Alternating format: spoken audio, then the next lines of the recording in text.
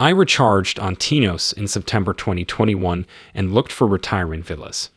After volunteering at an impoverished elementary school on another island, I walked along a poorly populated beach with a restaurant at the end to escape neighborhoods. I had a delicious wine and moussaka lunch after changing into my bikini. On my way back to my scooter, I abandoned my pack on the beach and took a swim without my shirt or shoes. Waded into the water in a calm spot. I ignored the September breeze to admire the Greek islands while swimming. Later, I saw a young swimmer who easily beat me. He swam ahead and walked in front of me, watching. Turning back toward the shore, I saw the woman who had been immobile all afternoon sitting up and observing us. I realized I had swum too far and the wind had increased, forcing me farther from the beach. The water floor was deeper than imagined as I looked down. I panicked when I realized I had overstepped. The woman and young man seemed to be watching me. I felt myself sinking, thinking it might be over. But then I saw a wonderful vision through the clouds, white light, family members welcoming me, and a chorus of angels singing. The love felt euphoric, like they were lifting me. However, some photographs appeared. I saw my daughter wailing on her knees to her chest after my death. Another was my wife's surprise at the news. The last was realizing how dreadful I would feel in heaven if the young man helping me died. A voice in my head told me to keep swimming, so I turned away from the magnificent view and swam with unexpected vigor from an unknown source. Strong kicks helped me swim into the wind as I spat up water.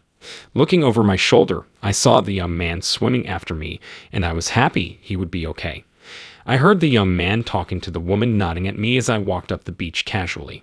I ignored them, grabbed my stuff, and returned to the scooter. After riding back to town, I went to the hotel to process. I left the island the next day to catch an earlier flight home. I no longer wanted to be on a Greek beach. I wanted my girlfriends. The first of 3 near-death experiences, NDEs, was a childhood assault that left me choked unconscious. The second happened in the emergency room, where I left my body, experienced a heavenly encounter, and returned to bid farewell to my family. Although different, these heavenly experiences share a brilliant white light, vibrant colors, and unusual music from high-frequency vibrations. Pearlescent white light, like the brilliance of every star amplified 1,000,000 times, glows intensely.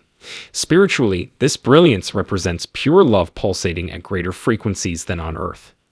As heavenly bodies meditate and unite with the Lord, the music feels spiritual. Like the white light, it comes from pure love flowing through everything and everyone. Spiritually connected loved ones welcome people. These partnerships, essential for personal growth, are especially important in heaven. The mother usually welcomes people, except on Earth.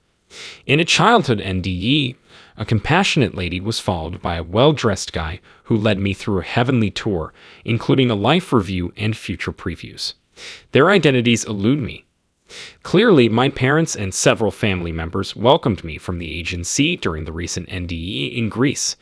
I would have done another life review if I hadn't swum back to shore, documenting each person's importance in my life, such as my parents, sister, aunt, or uncle.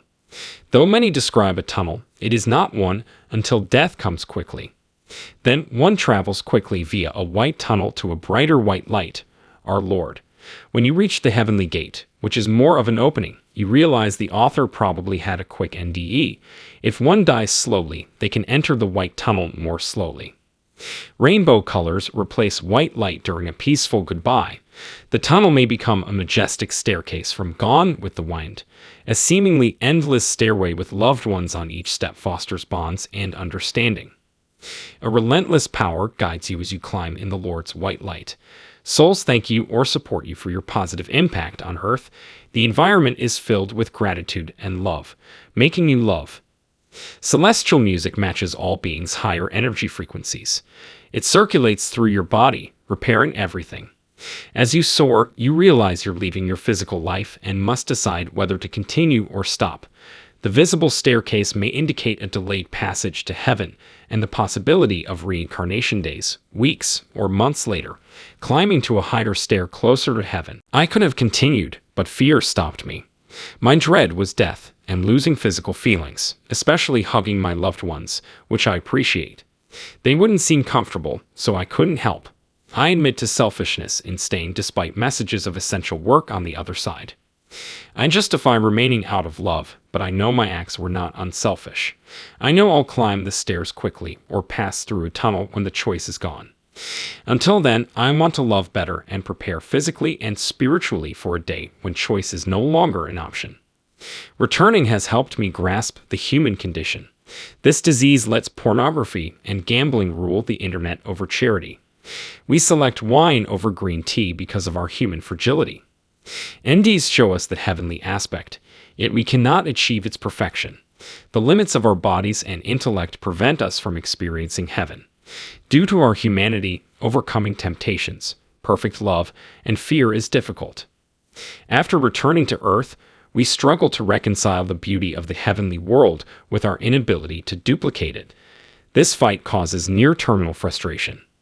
My 10-year-old daughter told me the key to heaven is to love everyone. Though admirable, human fear-based emotions like hate, envy, and jealousy often block this route. As I mature and become more accepting and caring, I sometimes consider hating someone to purchase more time with my high school senior daughter and wife. Life is unpredictable. Love is everything, the message concludes. Everything on earth needs love to solve it. Our purpose is to love in all situations, good and terrible, despite our initial dread. It's nearly impossible, but most of us could do more to make the world kinder. Imagine if 7 billion individuals actively faced their fears and loved differently. Imagine a society that values love above dominance, condemns bullying, and respects others' lives. Free will causes people to give in to temptations, prolonging humanity. Today's contemplation concludes. Comment your ideas below. Until next time, be safe and blessed.